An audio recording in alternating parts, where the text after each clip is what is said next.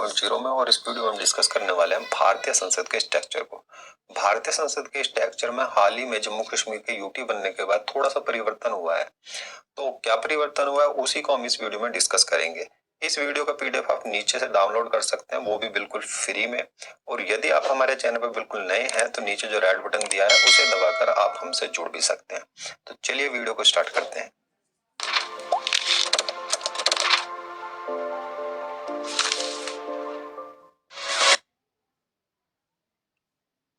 भारतीय संसद की बात की जाए तो भारतीय संसद द्विसदनात्मक व्यवस्था है। एक सदन कहलाता है इसका राज्यसभा और दूसरा सदन कहलाता है लोकसभा। लेकिन संसद यहाँ से ही कंप्लीट नहीं होती, इनके लिए कैंडिडेट की आवश्यकता होती है और वो है भारत के राष्ट्रपति। काफी बार एग्जामों में ऐसे करके क्वेश्चन पूछा जा चुका है कि भारतीय संसद के अभिन्न अंग कौन कौन से हैं। तो भारतीय संसद के जो अभिन्न अंग हैं वो है राज्यसभा, लोकसभा और राष्ट्रपति। इनसे मिलकर ही संसद कंप्लीट होती है। राज्यसभा की बात की जाए तो राज्यसभा को उच्च सदन कहा जाता है, लेकिन उच्च सदन के साथ साथ ही इसे द्वितीय सदन कहते हैं, और लोकसभा को निम्न सदन कहते हैं, और निम्न सदन के साथ साथ ही ये प्रथम सदन कहलाता है। राज्यसभा स्थायी सदन कहलाया जाता है और लोकसभा अस्थायी सदन कहलाया जाता है। लोकसभा को दरअसल अस्थायी सदन क्यों कहा जाता है? क्योंकि लोकसभा का अपना खुद का कार्यकाल होता है। क्योंकि काफी बार सुनने में आता है कि 17वीं लोकसभा का चुनाव होता है, आने वाले समय में 18वीं लोकसभा के चुनाव होंगे, 17वीं से पहले 16वीं लोकसभा के चुनाव हुए हैं। तो लोकसभा का अपना खुद का कार्यकाल होता है, वो होता है 5 वर्ष का। लेकिन 5 वर्ष से पहले भी इसे भंग किया जा सकता है किसी असामान्य स्थिति में। यदि मंत्रिपरिषद के किसी मंत्री के प्रति अविश्वास प्रस्ताव आ जाता है तो भी लोकसभा को भंग किया जा सकता है। यदि प्रधानमंत्री अपनी मंत्रिपरिषद के साथ खुद रिजाइन दे दे तब भी लोकसभा को भंग किया जा सकता है 5 वर्ष से पहले। और यदि राष्ट्रपति को ऐसा लगे कि मंत्रिपरिषद सही से कार्य नहीं कर रही है तो राष्ट्रपति इसको भंग कर सकता है 5 वर्ष से पहले। लेकिन राज्यसभा के साथ ऐसी कोई कंडीशन नहीं होती। इसके जो सदस्यों का कार्यकाल होता है वो 6 वर्ष का होता है और वो अपने कार्यकाल को कंप्लीट करते हैं। राज्यसभा का अपना खुद का कोई कार्यकाल नहीं होता। आगे बात करें तो राज्यसभा का सदस्य चुनने के लिए न्यूनतम आयु जो होती है वो 30 वर्ष होती है, और अधिकतम कितनी भी हो सकती है, लेकिन न्यूनतम जरूरी है कि 30 वर्ष का व्यक्ति होना जरूरी है। लोकसभा की बात की जाए तो लोकसभा के लिए 25 वर्ष का व्यक्ति होना जरूरी है न्यूनतम में, और अधिकतम भी यहाँ पर कितनी भी हो सकती है। कार्यकाल मैंने आपको बताया ये 6 वर्ष का होता है राज्यसभा का। लोकसभा का जो कार्यकाल होता है वो 5 वर्ष का होता है। चुनाव की बात की जाए तो अप्रत्यक्ष रूप से चुनाव होता है राज्यसभा के सदस्यों का, और अप्रत्यक्ष रूप से यानी जनता सीधे वोट नहीं करती, जनता की वोट किसी और के थ्रू डाली जाती है, और वो डाली जाती है विधानसभा के सदस्यों द्वारा। जो निर्वाचित सदस्य होते हैं उनके द्वारा लोकसभा के सदस्यों के लिए वोट की जाती है।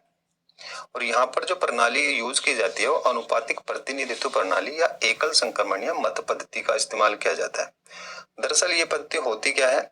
एकल संक्रमण पद्धति, यदि एक कैंडिडेट खड़ा है तो सिंपली एक के लिए वोट कर देते हैं, लेकिन एक से अधिक कैंडिडेट यदि खड़े होते हैं तो वहां पर वरीयता के हिसाब से वोट डाली जाती है कि पहली पसंद कौन है, दूसरी पसंद कौन है और तीसरी पसंद कौन है। और अनुपातिक प्रतिनिधित्व होता है कि राज्यों से जितने भी सदस्य जाते हैं उनकी वोट इक्वल करने के लिए उनका मत जो है वो समान रहे। किसी राज्य की जनसंख्या कम है और किसी की ज्यादा है तो समान मत रहे, उसलिए अनुपातिक प्रतिनिधित्व प्रणाली अपनाई जाती है।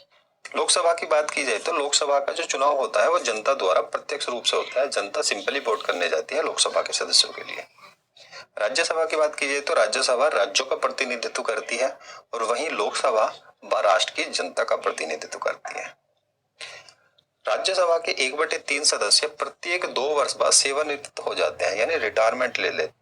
ये शेड्यूल एक ऐसा तैयार किया गया है कि इसके जो कुल कैंडिडेट होते हैं उसका 33% हर 2 वर्ष बाद रिटायरमेंट ले लेता है, या ये कहें कि 1/3 सदस्य हर 2 वर्ष बाद रिटायर हो जाते हैं।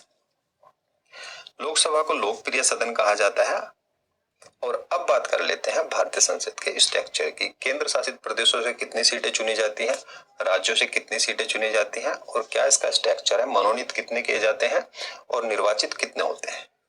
भारतीय संसद की बात की जाए तो भारतीय संसद को संविधान के भाग 5 में बताया गया है, और इसके लिए जो अनुच्छेद आ जाता है वो 79 आता है। वहीं राज्यसभा की बात की जाए तो राज्यसभा जो है भारतीय संविधान के अनुच्छेद 80 में है और लोकसभा 81 में है। अब देख लेते हैं राज्यसभा के स्ट्रक्चर को। राज्यसभा का स्ट्रक्चर देखिए दो तरीके से बताया गया है, एक अधिकतम सदस्य संख्या और एक वर्तमान सदस्य संख्या। अधिकतम सदस्य संख्या की बात की जाए तो अधिकतम सदस्य संख्या से मतलब ये है कि अधिकतम इससे ज्यादा नहीं हो सकती, जितनी सदस्य संख्या बताएंगे उससे अधिक नहीं हो सकती। और वर्तमान में हमारे पास कितनी सदस्य संख्या है, तो अधिकतम की बात की जाए तो हमारे पास 250 सदस्य संख्या है और वर्तमान में ये सदस्य संख्या 245 है। तो 250 से अधिक नहीं कर सकते, इसके लिए एक बिल पास किया गया था और 2026 से पहले 250 से ज्यादा सदस्य संख्या अधिकतम में नहीं कर सकते। सबसे पहले अधिकतम का स्ट्रक्चर देख लेते हैं कि अधिकतम के स्ट्रक्चर में राज्य से कितने सदस्य चुने जाते हैं और केंद्र शासित प्रदेशों से कितने सदस्य चुने जाते हैं। अधिकतम में देखिए दो तरह से सदस्य आते हैं, एक तो मनोनीत और दूसरे आ जाते हैं निर्वाचित। मनोनीत की बात की जाए तो मनोनीत 12 सदस्य किए जाते हैं राष्ट्रपति के द्वारा। साहित्य, कला, विज्ञान कुछ ऐसे क्षेत्र बताए गए हैं, तो उनसे 12 सदस्य राष्ट्रपति चुनकर मनोनीत कर देता है, इनके लिए चुनाव नहीं होता। निर्वाचन की बात की जाए तो निर्वाचन में 238 सदस्य आते हैं और इनका जो निर्वाचन मैंने आपको बताया था, राज्यसभा का जो निर्वाचन होता है अप्रत्यक्ष रूप से होता है और इसके लिए जो निर्वाचन करते हैं, वोट करते हैं, वो करते हैं विधानसभा के निर्वाचित सदस्य। निर्वाचित सदस्यों में राज्य से जो सदस्य आते हैं वो आते हैं 229 और केंद्र शासित प्रदेशों से आते हैं 8। अब बात कर लेते हैं वर्तमान सदस्य संख्या। तो वर्तमान सदस्य संख्या के अंदर जो मनोनीत है वो 12 ही होंगे जो राष्ट्रपति द्वारा चुने जाते हैं और निर्वाचित जो होंगे वो थोड़े से कम हो जाएंगे, 233 हो जाएंगे। यहाँ पर जो राज्यों से आते हैं वो आते हैं 225 सदस्य और केंद्र शासित प्रदेशों से 8 सदस्य। और केंद्र शासित क्षेत्र भी कौन कौन से भाग लेते हैं इसके बारे में डिस्कस कर लेते हैं।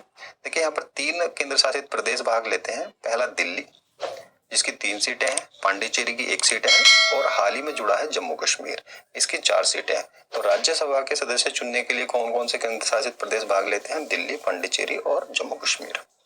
अब बात कर लेते हैं लोकसभा के स्ट्रक्चर की। तो लोकसभा का स्ट्रक्चर भी अधिकतम संख्या पर होगा और वर्तमान सदस्य संख्या पर होगा। अधिकतम सदस्य संख्या की बात की जाए तो 552 हो सकती है और वर्तमान में जो सदस्य संख्या है वो 545 है। तो यहाँ पर 7 सीटें स्पेयर में है, 7 सीटें बढ़ाई जा सकती हैं 2026 तक। तो ऐसे नहीं है कि 552 से ज्यादा कर सकते हैं, वो 2026 तक का शेड्यूल है, उसके बाद कोई नियम कानून बनेंगे तब ज्यादा संख्या हो सकती है अधिकतम की। सबसे पहले बात कर लेते हैं अधिकतम संख्या की। तो यहाँ पर भी ऐसे ही होगा कि मनोनीत और निर्वाचित, यहाँ पर जनता द्वारा निर्वाचित किए जाते हैं प्रत्यक्ष रूप से। मनोनीत राष्ट्रपति के द्वारा ही किए जाएंगे और वो किए जाएंगे 2 सदस्य। 2 सदस्य भी एंग्लो इंडियन किए जाते हैं जो विदेशी मूल के भारतीय व्यक्ति होते हैं। अब निर्वाचन के शेड्यूल में देख लेते हैं। निर्वाचन का जो शेड्यूल है 550 का है और इसमें राज्यों से जो आते हैं वो 530 सदस्य चुने जाते हैं और केंद्र शासित प्रदेशों से 20 सदस्य चुने जाते हैं। वर्तमान शेड्यूल की बात की जाए तो वर्तमान में मनोनीत तो उतने ही रहेंगे 2 सदस्य और निर्वाचन में थोड़ी सी कमी आ जाएगी। वर्तमान में 543 सदस्य चुने जाते हैं। यहाँ पर राज्यों से जो सदस्य आते हैं वो आते हैं 524 और केंद्र शासित प्रदेशों से 19 सदस्य चुने जाते हैं। और केंद्र शासित प्रदेशों में यहाँ पर जो सर्वाधिक सीटें हैं वो है दिल्ली के पास 7 सीटें, अन्य से अब बन जाती हैं 12 सीटें। तो टोटल केंद्र शासित प्रदेशों की 19 सीटें हैं।